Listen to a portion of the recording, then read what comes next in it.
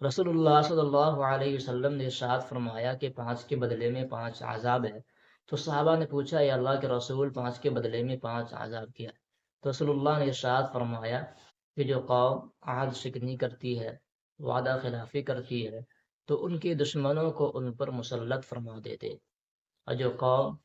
اللہ کے نازل کردہ فیصلے کے خلاف عدالت وغیرہ میں فیصلے کرتی ہے، تو ان میں غربت اور فقر و فاقہ عام ہوتا ہے، اور جو قوم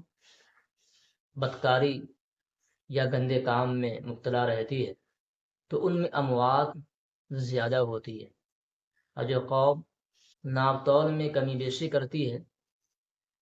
تو اس میں خشک سالی ہوتی ہے،